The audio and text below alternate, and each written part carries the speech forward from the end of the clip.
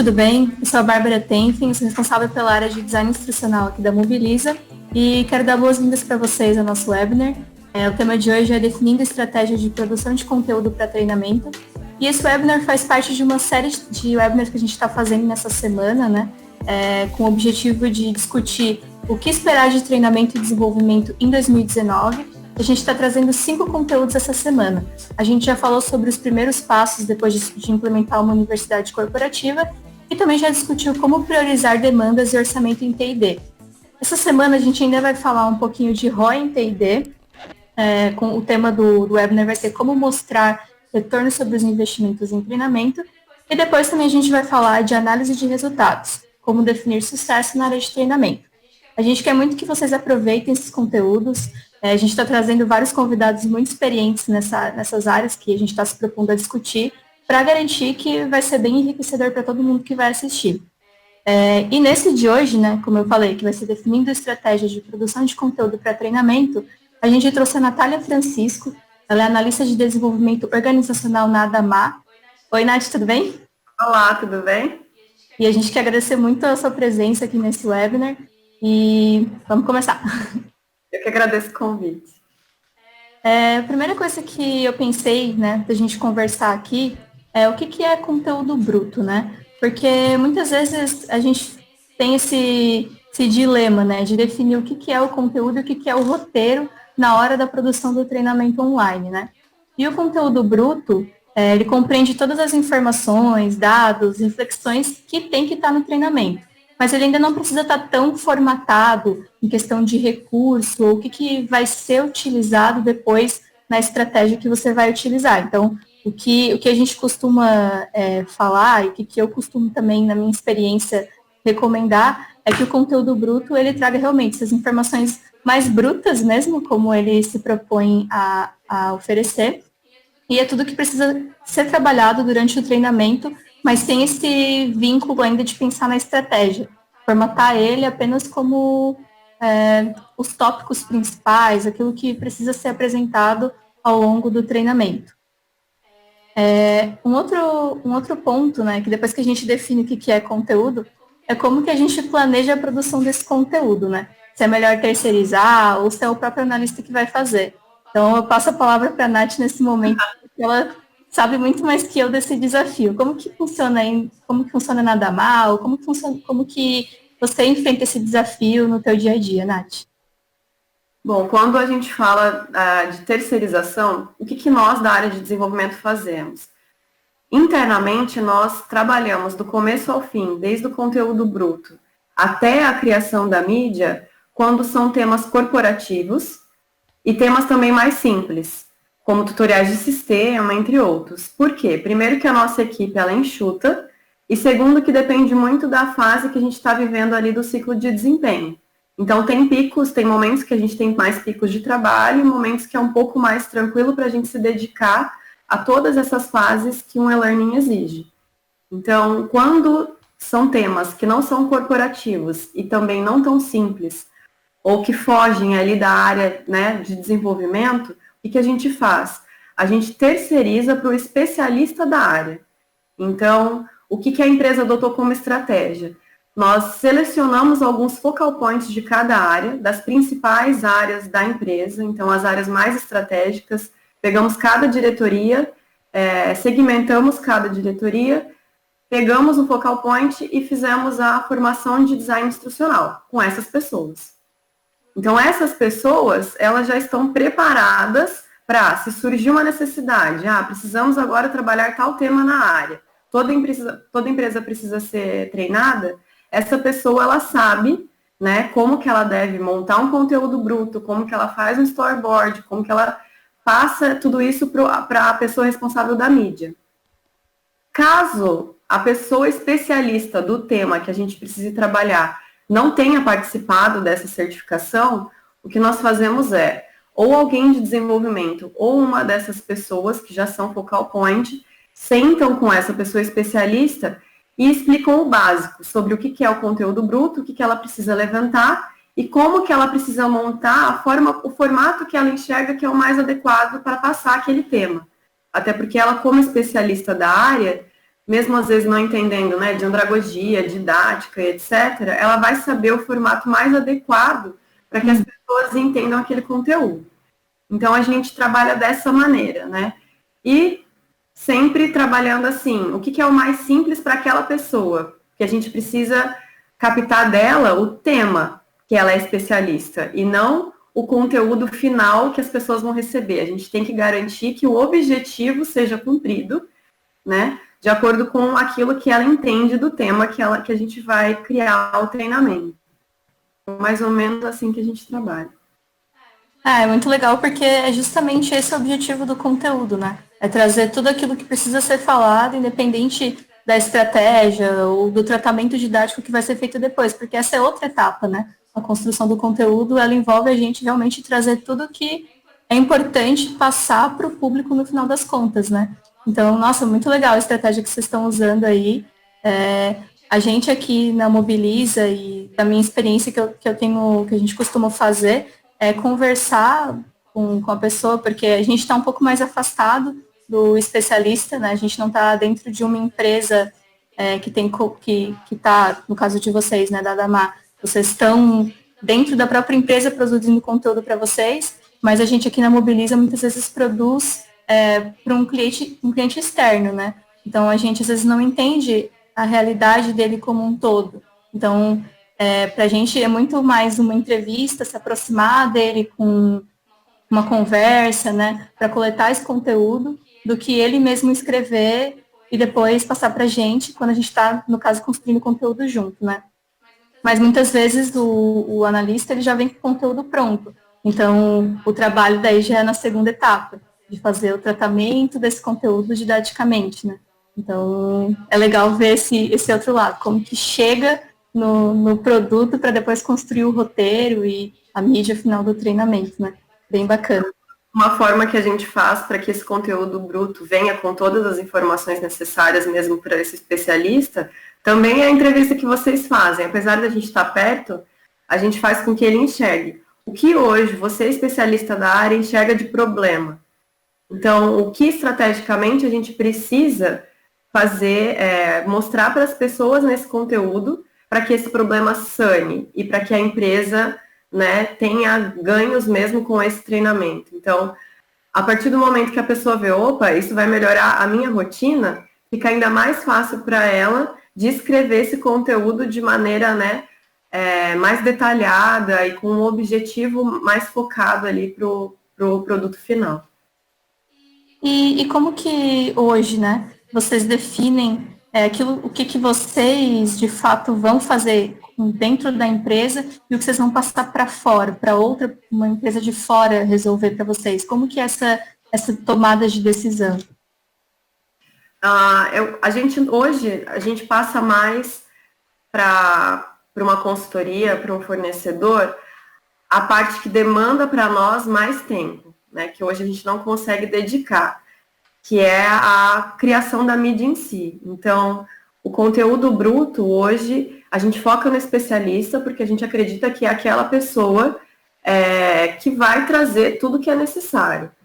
A gente teve um case apenas, que era um treinamento corporativo, que inclusive a gente passou para vocês, que é um treinamento corporativo, a gente já havia fazendo em vários formatos, trabalhando aquele tema em vários formatos, mas a gente precisava de algo novo. Então, a gente chamou uma pessoa de fora propositalmente para que vocês captassem o conteúdo com uma visão diferente da nossa.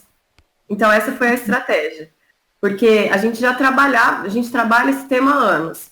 Precisamos que alguém enxergue de uma forma diferente. Então, procuramos o fornecedor, né? Para que a gente tivesse para que refrescasse mesmo esse conteúdo. Agora, quando é um conteúdo que não dá para a gente fugir, como, por exemplo, algo simples, como um código de conduta, que é algo, ainda mais uma empresa multinacional, é global, a gente precisa trabalhar aquele conteúdo bruto daquele formato, então a gente faz internamente mesmo. Acaba trabalhando ali tanto a mídia quanto toda a parte de design institucional, enfim. Legal, achei bem legal essa dica de conseguir trazer um olhar diferente através dessa terceirização, né? Nunca tinha pensado nesse aspecto e acho que realmente agrega bastante ter uma visão diferente, porque a gente acaba ficando um pouco viciado, às vezes, né? Quem está o tempo todo naquele contexto acaba ficando viciado, né, na forma, até mesmo como está expondo aquele conteúdo e também na compreensão dele. Então, é uma estratégia bem legal. Achei bem bacana essa dica. E hoje, quando a gente está falando aqui em estruturação de conteúdo, né, que a gente falou lá no começo, hoje existem várias tecnologias e várias formas de a gente estruturar esse conteúdo, né? PPT, Word, tópicos, várias formas, mas às vezes é difícil escolher aquela que vai trazer da melhor forma o conteúdo que a gente quer elaborar. Como que vocês lidam com esse desafio aí? Você trouxe uma visão bem legal de que várias pessoas na empresa têm esse viés de design instrucional, né? Mas como que é na prática? Como que vocês constroem esse conteúdo? Qual que é a forma que vocês utilizam? Que tecnologia, se é PPT, Word, né? Que estratégia que vocês utilizam aí? Hoje, para nós, a gente usa um modelo mais simples, porque é o que funciona. A gente tem que pensar que o especialista da área, ele não trabalha com desenvolvimento e treinamento, independente se ele é certificado em DI ou não. E ele tem todas as demandas da área também para entregar. Então, hoje, a gente trabalha no formato, uma montagem no PPT. Então, tanto para mandar para um fornecedor externo, quanto para receber internamente para nós mesmos construirmos, a gente dá as instruções básicas. Trabalhar ali no PPT aquilo que você acredita que precisa estar na tela. E dar todas as orientações através de comentários e anotações. Isso para nós internamente funciona muito bem para conteúdo simples. E para passar por fornecedor, até então tem funcionado, né? Porque a gente faz com que a ideia principal esteja ali naquele material. Então, o maior número de detalhes possível do que a gente acredita, a gente espera daquele conteúdo e da forma como ele vai ser passado. E daí, lógico, conteúdos mais complexos, o fornecedor externo ele já entra trabalhando aquele material e trazendo para nós, né, um storyboard mais robusto, mais adequado, de repente até desmembrando telas que a gente, né, não estava enxergando que era necessário, de repente, fazer modulação do conteúdo, enfim. Então, para nós, internamente, pensando sempre que aquela pessoa, ela não trabalha o tempo inteiro com aquilo, no formato de PPT é o mais simples, porque as pessoas, hoje, elas apresentam muito conteúdo, fazem a apresentação dos dados que ela precisa trabalhar naquele treinamento, então fica fácil para eles tangibilizarem como é que vai ficar a mídia final. Ah, bacana. E uma dica bem legal, né, para quem está estruturando, até mesmo dentro do PPT, que eu costumo recomendar bastante, é elencar em tópicos os assuntos que vão ser trabalhados no treinamento, né? Isso é importante até para que a gente consiga estruturar uma ordem lógica do consumo do conteúdo e controlar os assuntos que já foram abordados, né? E principalmente na questão da ordenação lógica, já dá para ir colocando subtópicos que vão ser tratados ali em cada tópico, né? Mas é bem importante ter esses tópicos no começo, até para visualizar, porque digamos, por exemplo, que o treinamento seja sobre feedback, né? A gente nunca vai falar como dar feedback sem antes dizer o que é feedback. Então é bem bacana montar essa estruturação antes, esses tópicos que vão ser tratados, obviamente atrelados ao objetivo, ao problema que você quer resolver com aquele treinamento, né?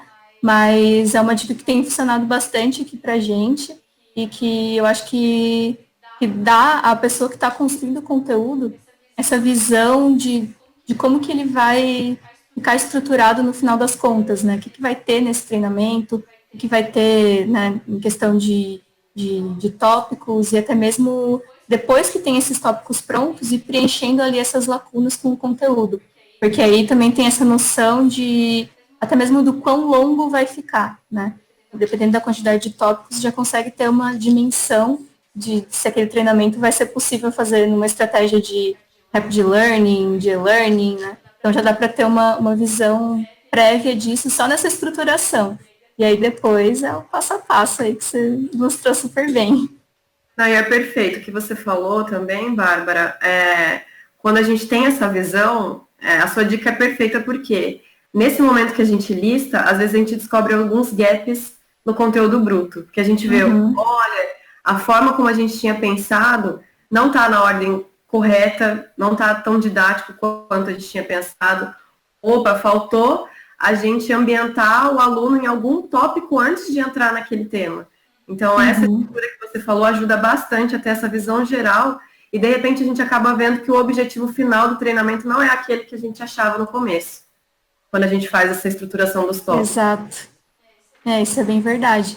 E até mesmo, eu imagino que para o analista seja um desafio bem grande quando você vai olhar o conteúdo que outra pessoa fez, né? Tem aquela sensação, né? Nossa, mas não consegui entender o que você quis passar, né? Quando isso acontece, como que a gente pode ajudar a pessoa a ter a ter essa visão de como melhorar aquele conteúdo dela? Já passou por um desafio aí, desse tipo? Já.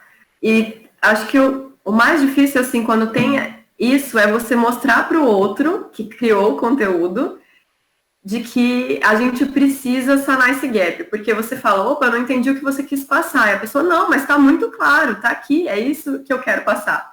Você fala, não, agora se coloca no lugar do aluno.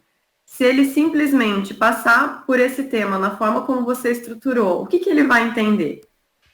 E daí a pessoa começa a se questionar. Ah, não, realmente, para mim é claro porque eu vivo isso, mas para quem está vendo pela primeira vez, pode ser que os gaps vão ser maiores ainda, porque eu vou gerar mais dúvidas do que esclarecimentos. Então, eu acho que o mais desafiador para quem está ali na área de desenvolvimento dentro de uma empresa é mostrar esse olhar, fazer o outro pensar no olhar do aluno. Será que o aluno vai ter mais esclarecimentos ou mais dúvidas? Se a intenção for realmente fazer com que ele tenha mais dúvidas para que ele busque mais, perfeito. Senão, eu acho que a gente está no caminho errado, vamos dar um passo para trás e desenhar um pouco mais isso que a gente vai passar para eles. Eu achei ótimo o que você falou, porque às vezes é um pouco difícil para a gente fazer esse exercício, né? De lembrar como é que é não saber. Porque para a pessoa que domina aquele assunto, para ela é óbvio, né? Mas agora se colocar no lugar... Não é óbvio para o outro. Exatamente. Se colocar no lugar do outro, eu acho que é um exercício de empatia que quem está construindo o conteúdo precisa ter, né? Pensar, nossa, quando eu não sabia esse assunto, o que seria legal se alguém tivesse me falado, né? Essa é uma dica bem importante, assim, para a gente ter em mente quando está construindo um conteúdo. E normalmente as pessoas subentendem que isso é óbvio, que não precisa ser falado, e aí o conteúdo fica ali com aqueles buracos e muitas vezes não atinge o objetivo que foi estabelecido no começo, né? Exatamente. Um outro ponto, assim, que costuma gerar bastante dúvida é como saber se aquele conteúdo que eu estou construindo vai resultar num treinamento muito grande no fim das contas, né? Então, construir lá meu conteúdo, digamos que tenha sido em Word, né? Construir lá todos os meus tópicos. E aí, como que eu sei o tamanho que vai ficar depois que eu construir de fato aquela mídia, né? O primeiro passando pelo roteiro, né? Storyboard, para depois chegar na mídia final. E uma das dicas que a gente costuma dar bastante é que uma folha A4 de texto, numa fonte mais ou menos tamanho 12, ela equivale a aproximadamente 3 minutos de treinamento, que dá mais ou menos de 3 a 5 telas de conteúdo. Então, essa pode ser uma dica bem importante para quem está aí com o desafio de construir, já se preocupando em depois pensar que tamanho que aquele conteúdo vai ficar, né? Digamos que eu tenho que construir um conteúdo para um treinamento de 20 minutos, não que a gente tem que ficar preso a isso, né? Porque às vezes isso até vira um limitador na hora de construir o conteúdo, né? Mas ter esse norte eu acho que ajuda bastante. Não sei como que você costuma lidar com isso quando você está construindo conteúdo, né? Mas eu costumo sempre olhar assim, nossa, eu acho que aqui já está com 5 páginas, então já vai no final das contas, se eu usar todo esse conteúdo, resultar num treinamento bem grande, né?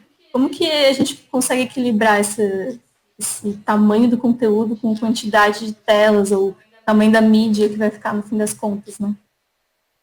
Eu acho que é importante também, Bárbara, é deixar bem claro, porque às vezes o cliente que está nos contratando ali dentro da empresa, ele fala, não, mas eu só te entreguei 10 PPTs, 10 slides, como assim o treinamento vai ter 30 minutos?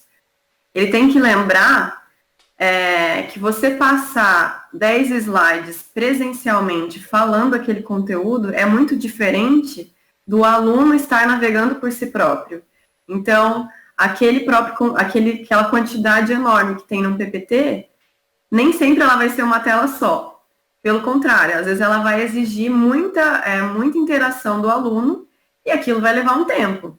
E a gente tem que lembrar também que tem alunos e alunos. Tem as pessoas que vão ter o tempo X para ler, pessoas que vão ter o tempo Y, e não só ler, mas também entender os comandos de tela, né? Então, deixar isso muito claro. Mas eu tenho só 10 PPTs, então é 10 minutos que vai dar o treinamento. 1 minuto por slide e acabou. É isso o e-learning. Não é bem assim. A gente tem que estruturar de uma forma que também não fique pesado para o aluno, que aquele slide com 10 tópicos se transforme em algo mais fluido, mais fácil para ele navegar. Uhum. Mas essa dica que você deu, acho que é muito importante, ter essa visão de uma folha de A4 dá esses 5 minutos, já faz com que as pessoas consigam também entender um pouco melhor na hora de escrever, né, o conteúdo bruto em si. Uhum. Porque é bem difícil mesmo. Para quem não costuma produzir conteúdo, ou para quem está começando agora, ter essa visão, né, de quão longo vai ficar, porque às vezes aquela quantidade de texto ali, é uma folha só, mas já foi 5 minutos ali da pessoa que está treinando, né?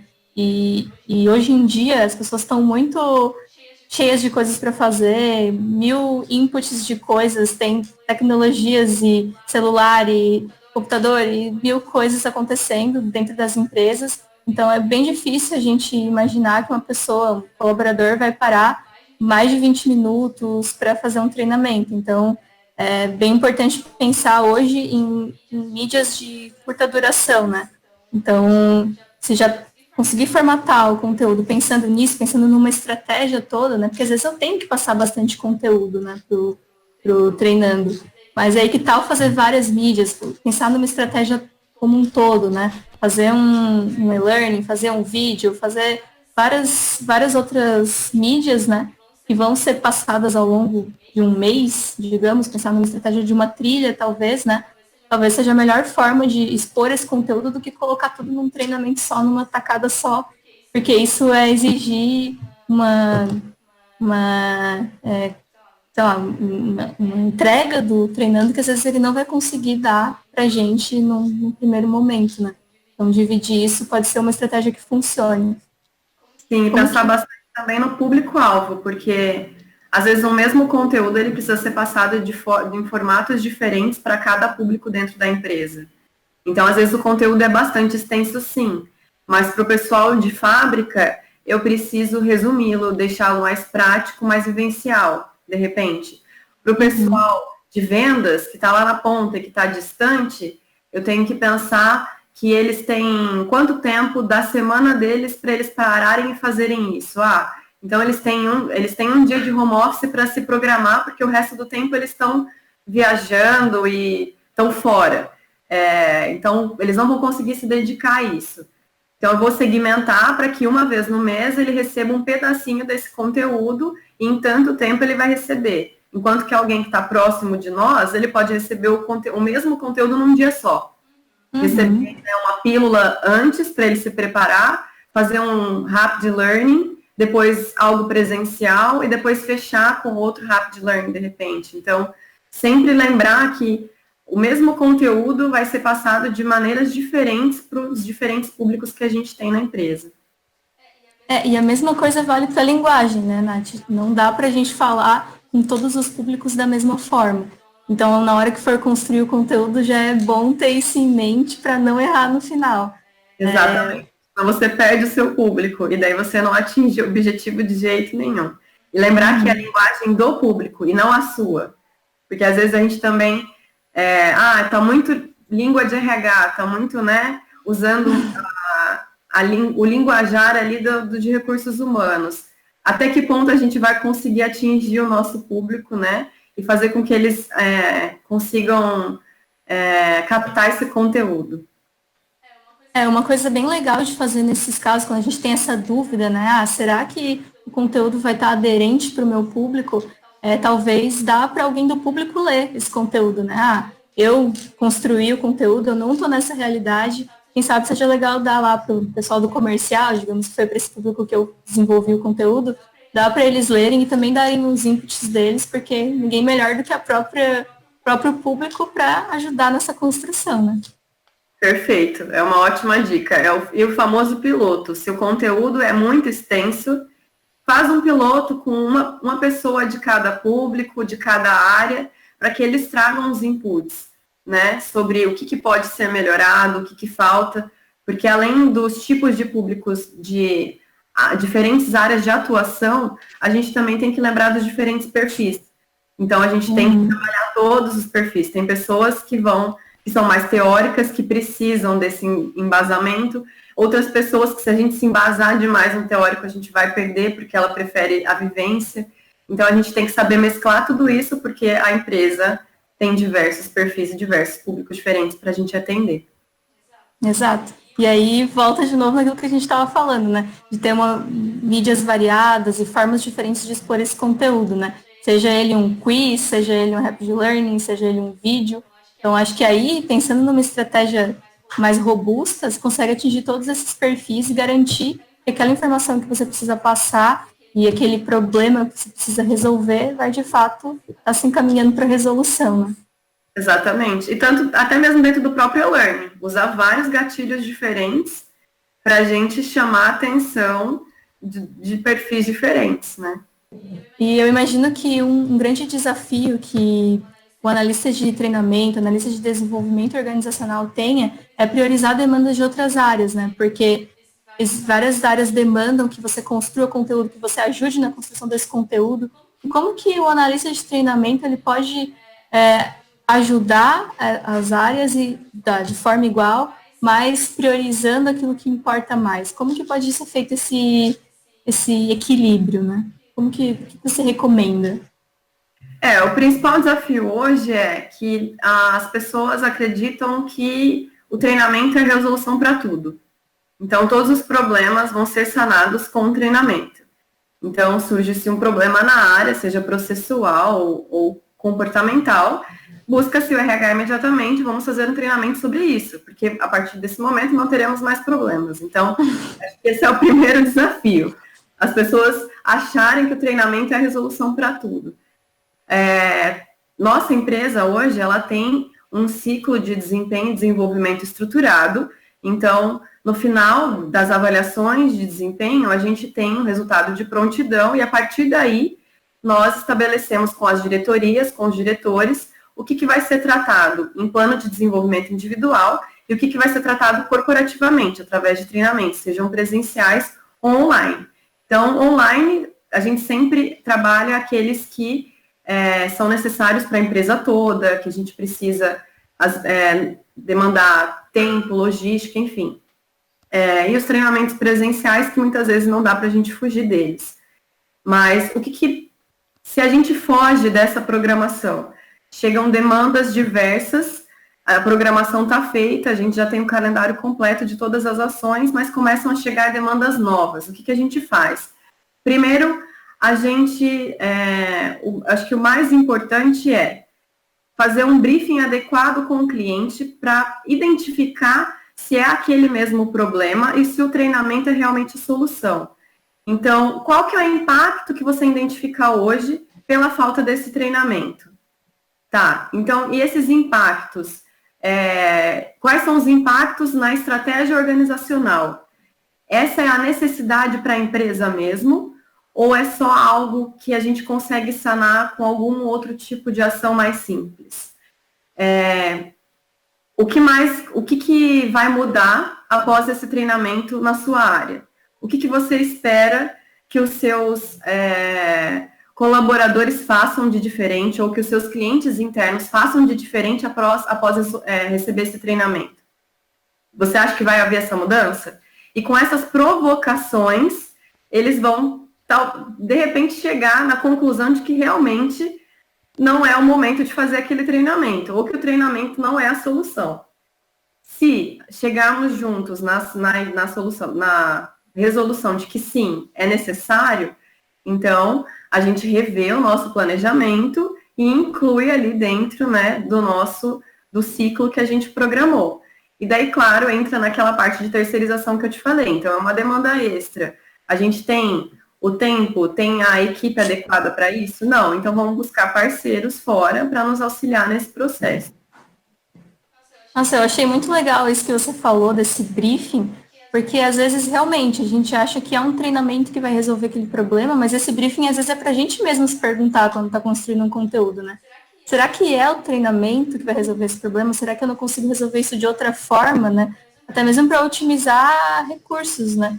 Então, se a gente enxergar que treinamento é a única solução, a gente talvez esteja limitando formas de resolver esses problemas, né? E muito treinamento também não é bom as pessoas terem vivências diferentes, né? Então, achei perfeito esse briefing aí. E a gente tem que ter o tempo também, porque a gente sai fazendo um monte de treinamento, as pessoas precisam ter o tempo para elas experienciarem aquele treinamento, assimilarem aquele conteúdo e finalmente começarem a fazer diferente, né? Então, não adianta sair fazendo um monte de treinamento e não dar esse tempo para o aluno. Exato. E justamente porque um treinamento ele não pode ser uma ação única, né? Uma ação de aprendizagem não pode ser um evento único.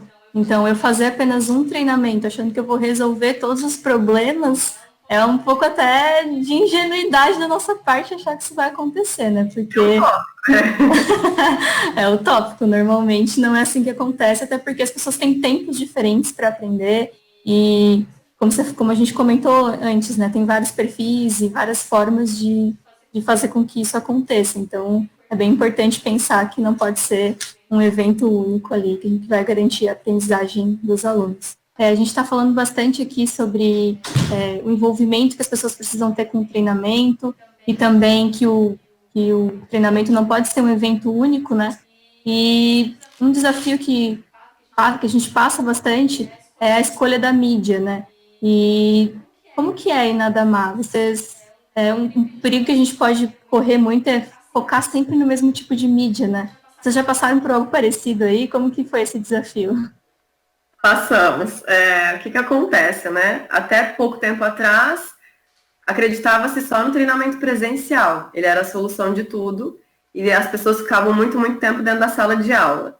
Com as tendências de tecnologia, a Adamar passou por um período onde toda a demanda que surgia, a gente fazia PPTs narrados, porque vídeos eram simples, né? Vídeo você consegue mandar por vários meios de comunicação, as pessoas conseguem acessar no momento que elas quiserem. Então, a gente ia lá para a ponta, via, temos um problema aqui com a política de crédito, não está sendo aplicada, precisamos revisitar a política. Então, o especialista da área criava um PPT com todas as informações que ele acreditava que precisava passar e narrava. Então, na verdade, o que a gente estava fazendo? Transformando o presencial num vídeo. Só não tinha a pessoa, né? Mas era um PPT narrado. E com isso, virou um boom de vídeos. A empresa começou a criar muitos vídeos. Tudo, a resolução parecia que era um vídeo. E a gente ficou preso nisso. Então, tudo que acontecia, uma forma rápida. Vamos fazer um PPT, vamos narrar e vamos mandar para todo mundo. E até que ponto as pessoas tinham mesmo uma mudança comportamental após ver aquele vídeo? Porque chegou um momento que eram muitos, muitos vídeos e os vídeos viraram materiais de apoio. Na hora que eu tiver uma dúvida, eu vou lá e entro. Mas não necessariamente eu estava assimilando aquele conteúdo. E com isso, a tendência de mercado veio, né? Então, começou o EAD, o Blended Learning. Então, vamos fazer um pouquinho de presencial, um pouquinho de online. Vídeos são bons, mas vídeos precisam ser curtos, né? Eles precisam ser certeiros na informação. Um PPT narrado é simplesmente gravar, o que a gente fazia, né? Era simplesmente gravar um treinamento presencial, um conteúdo que era para presencial. E aquilo ficava cansativo. Então, através desse boom, acho que veio também essa ideia. E daí a primeira experiência que a gente teve do Blended Learning foi com o Business Game. Então, foi mais uma metodologia nova que entrou na empresa. Pensando no nosso público, nós tínhamos um público de vendas espalhados por toda a empresa, a gente precisava engajá-los e precisava aproveitar esse perfil deles de vendedor, etc. E, ao mesmo tempo, aproveitar a logística, otimização de recursos. Começamos com o Business Game. As pessoas gostaram porque eram formatos à distância, mas muito mais leves. onde tinham vários tipos de gatilho. Então, tinha o e-learning, tinham as perguntas, tinham joguinhos, coisas que, né, faziam com que mudasse ali a rotina do treinamento. Não ficou só no presencial, não ficou só no vídeo.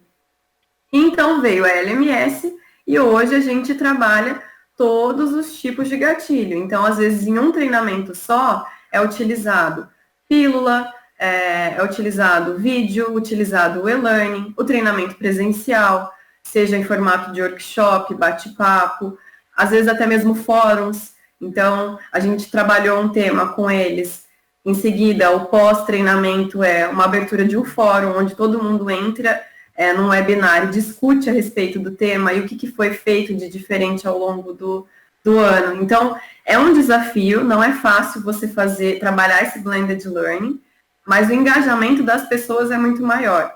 Porque os vídeos deram muito certo no começo, era uma novidade, não tinha esse vídeo, era só treinamento presencial. Mas chegou um momento que todo mundo começou a criar muito vídeo. É igual uma caixa de e-mail muito cheia. Começa a chegar tanta informação que estagna e vira paisagem, as pessoas não querem mais, né? Então, hoje, com a plataforma LMS, lógico que ela nos ajuda muito, a gente consegue fazer essa mescla e garantir também mais o engajamento das pessoas. Não, que bacana. E o que eu achei mais legal disso tudo que você falou é que teve um processo, né, até chegar ali. Vocês começaram lá engatinhando e agora estão aí com uma estratégia super robusta.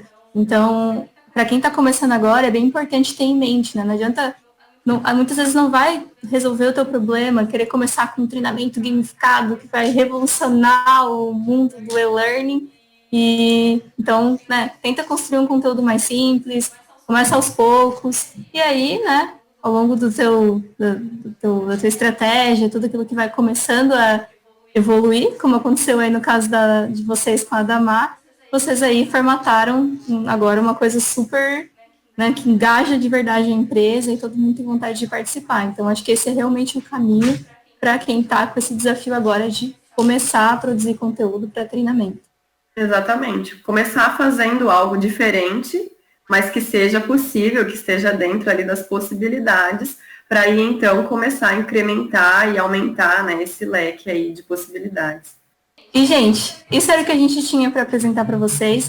Nath, eu agradeço muito a tua participação. Foi um prazer conversar contigo aqui. Acho que, com certeza, vai agregar bastante para quem está com esse desafio agora e quem precisa construir conteúdo aí na sua área. Então, muito, muito obrigada. Prazer é meu, eu que agradeço de verdade o convite. Espero ter agregado e agradeço também por vocês terem agregado mais aí para mim. Também queria convidar vocês para participar dos nossos webinars. Se perdeu algum, por exemplo, o de ontem, a gente vai disponibilizar um link de acesso às nossas redes sociais. Então, fiquem de olho aí, porque tem novidades chegando. Obrigada, gente. Obrigada, tchau, tchau. Tchau, tchau.